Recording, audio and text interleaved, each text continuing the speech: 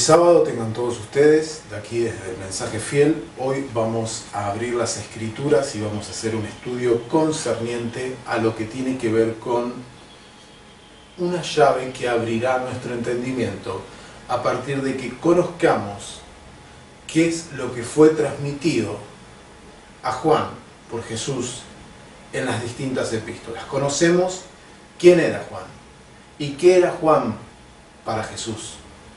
Ese que se recostaba sobre su pecho y el discípulo a quien amaba Jesús, ese era Juan. Pero bueno, vamos a ver algunos textos para darnos cuenta, para analizar primero quién era Juan en los designios de Jesús, ¿no? En los designios de Jesús.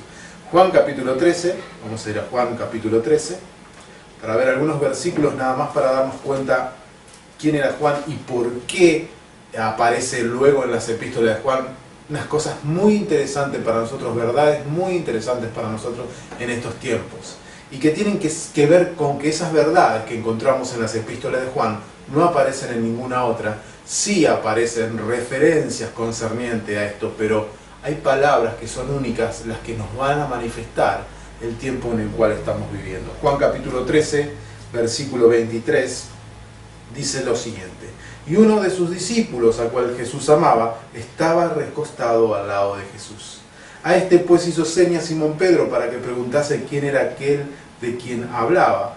Él entonces, recostado cerca del pecho de Jesús, le dijo: Señor, ¿quién es? Respondió Jesús: a quien yo diere el pan mojado, aquel es. Y mojando el pan, lo dio a Judas Iscariote, hijo de Simón. ¿No? Él está hablando del anuncio de la traición que iba a hacer Judas a Jesús. Pero aquí vemos que el que estaba recostado, luego vamos a encontrar muchas veces que se refiere al discípulo amado. Nosotros sabemos quién era él, ¿no? El versículo de Juan, también capítulo 20, siempre está esta referencia, versículo 20, versículo 2 dice: entonces corrió y fue a Simón Pedro y al otro discípulo, aquel al que amaba Jesús, y le dijo: se han llevado al sepulcro al Señor y no sabemos dónde le han puesto, ¿no? El esquema y el texto era para citar que la palabra dice: y al otro discípulo, aquel al que amaba Jesús.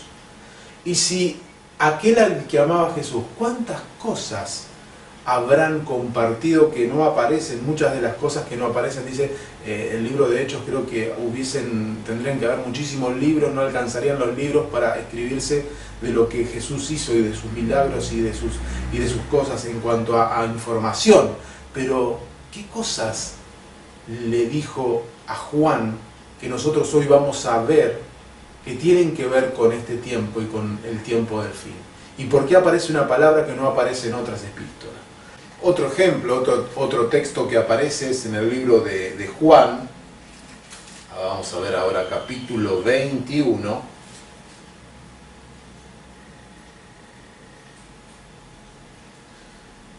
A ver, versículo 7, dice: entonces aquel discípulo a quien Jesús amaba dijo a Pedro: es el Señor. Simón Pedro, cuando oyó que era el Señor, se ciñó la ropa porque se había despojado de ella y se echó al mar. O sea, estaba desnudo y le dio como vergüenza, ¿no? No era costumbre estar en esa situación en cuanto a falta de ropa, ¿no? Bueno, era el Señor el que venía a visitar a Pedro.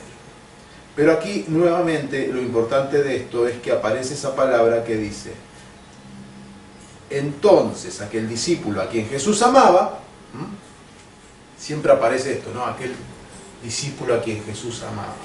¿Y por qué nosotros estamos recordando estas palabras? Para darnos cuenta de lo que va a venir en la primera epístola, que es muy importante en la epístola de Juan, cuando se refiere a acontecimientos que tienen que ver con el fin. Otro de los textos, 21:20, capítulo de Juan 21:20, dice: volviéndose Pedro, vio que le seguía el discípulo a quien amaba Jesús, el mismo que en la cena se había recostado al lado de él, y le había dicho: Señor, ¿quién es el que te ha de entregar? ¿Ah? Ahí tenemos otro ejemplo. Ahora bien, vamos a analizar el texto que se encuentra en Primera de Juan, ya para saber realmente qué palabras vamos a encontrar aquí y qué profundas son para que nuestro entendimiento se abra con respecto a estos tiempos. Pero vamos a relatar primeramente el primer capítulo de Primera de Juan en los primeros versículos. Dice lo siguiente: lo que era desde el principio, lo que hemos oído, lo que hemos visto con nuestros ojos, lo que hemos contemplado y palparon nuestras manos, tocante al verbo de vida. Ellos habían oído desde el principio, lo que hemos visto con nuestros ojos, lo que hemos contemplado y palpado. Ese era Cristo, el verbo de vida. Y dice el siguiente texto: porque la vida fue manifestada y la hemos visto y testificamos y os anunciamos la vida eterna. Fíjese, al verbo de vida, la vida eterna, y ahora dice, la cual estaba con el Padre. ¿Quién estaba con el Padre? Era el verbo de vida, era el Hijo, y se nos manifestó. ¿Quién se manifestó en ellos? Cristo mismo. Ellos tuvieron el conocimiento, tuvieron todo el aporte, toda la escuela del Señor Jesús, para que fueran anunciadas las verdades eternas a cada uno de nosotros. El versículo 3 dice: lo que hemos visto y oído, eso os anunciamos para que también vosotros tengáis comunión con nosotros, y nuestra comunión verdaderamente es con el Padre y con su Hijo Jesucristo. Escuchemos esto nuevamente. Lo que hemos visto y oído, eso os anunciamos. ¿Qué han visto y oído? Que Jesús era el Hijo de Dios, que Jesús había muerto por nosotros, que Jesús había resucitado por nosotros y que iba al Padre y enviaría su Espíritu Santo a morar en nosotros. Señor, para que también vosotros tengáis comunión con nosotros, y nuestra comunión verdaderamente es ¿con quién? Con el Padre y con su Hijo Jesucristo. Ve a tres aquí. En ninguna parte encontrará esos tres que tanto se proclaman y hablan. Dice, estas cosas os escribimos para que vuestro gozo sea cumplido. ¿Y cómo se va a cumplir nuestro gozo? Gozándonos en tener nuestra comunión, que es verdaderamente, dice la palabra, es con el Padre y con el Hijo. Y con su Hijo Jesucristo, Jesús el ungido. El versículo 5, este es el mensaje que hemos oído de Él, y os anunciamos, Dios es luz y no hay ninguna tiniebla en Él. Si decimos que tenemos comunión con Él y andamos en tiniebla, mentimos y no practicamos la verdad. Pero si andamos en luz, como Él está en luz, tenemos comunión unos con otros. Y la sangre de Jesucristo, su Hijo, nos limpia de todo pecado. ¿Qué es lo que nos limpia de todo pecado?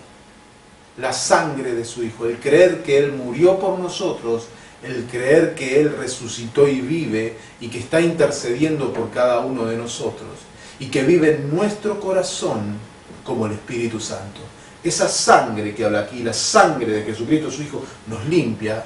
Es creer realmente que Él es el Hijo de Dios, el Hijo de Dios que vive en nosotros en forma espiritual. Y lo va a dejar muy claro, Juan. Si decimos que no tenemos pecado, nos engañamos a nosotros mismos. Y la verdad no está. Si confesamos nuestros pecados, Él es fiel y justo para perdonar nuestros pecados y limpiarnos de toda maldad. Él es justo para perdonar nuestros pecados. Y no necesitamos otro intercesor que no sea Él. De rodillas, en nuestro cuarto, en un lugar que elijamos, que podamos contarle todas nuestras faltas, todas nuestras cosas.